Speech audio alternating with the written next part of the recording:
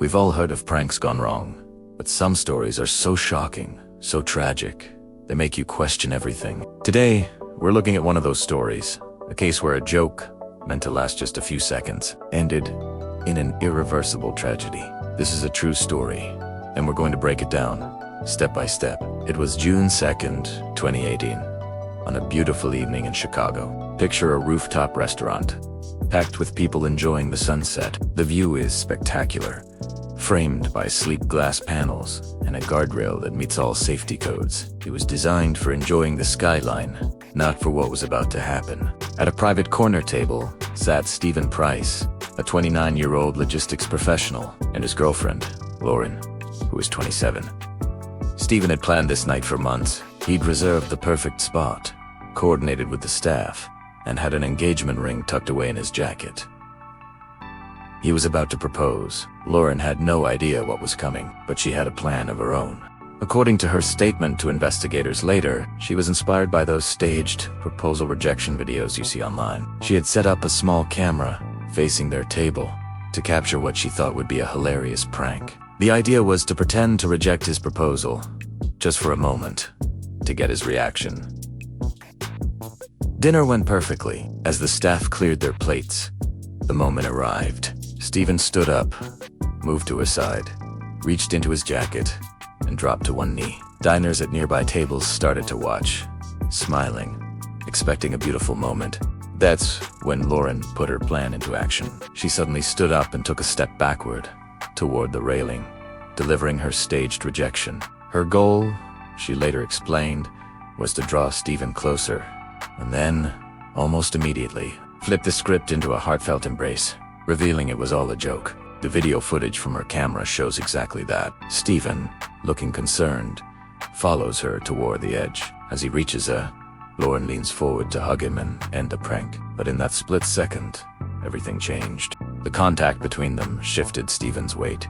His heel caught against the base of the railing. His center of gravity pitched forward. Even though the barrier was at a regulation height, his momentum was just enough to carry him over the top. He went over the rail and out of sight. The happy chatter on the rooftop instantly turned to screams. Lauren rushed to the edge, crying out his name. Restaurant staff ran in, immediately calling emergency services.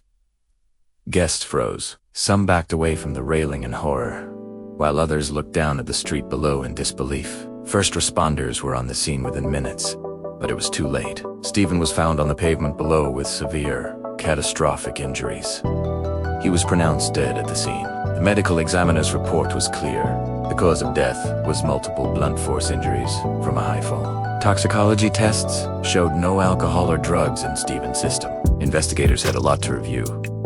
Witness statements, the restaurant's layout, and, crucially, the footage from Lauren's camera.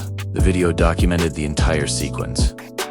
Stephen moving toward the edge, Lauren stepping back, and the exact moment of physical contact right before the fall. There was no evidence of running, no signs of a struggle, and no indication of intentional self. The incident was officially classified as a prank-caused death. The conclusion was that the prank introduced physical instability at the edge of a rooftop, a location with limited fall protection, which directly led to the fatal fall. Let's just pause here for a moment. This is a point where a lot of opinions come into play. Where is the line with pranks? Should public places like rooftops have stricter rules about staged reactions near edges, or does the responsibility fall entirely on the people involved? I want to know what you think. Drop your thoughts in the comments below, and let's have a real conversation about consent, environment, and risk. In the aftermath, no criminal charges were filed.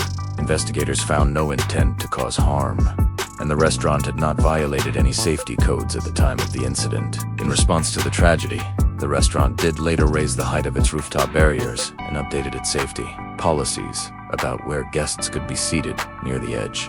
And here is a detail that is just heartbreaking.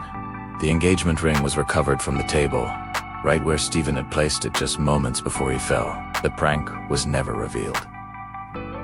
He never knew it was a joke. This is the kind of story that feels impossible until you break down the facts. The guardrail was compliant. The plan was meant to be a quick, harmless joke. The camera was set to capture a funny reaction, not a tragedy.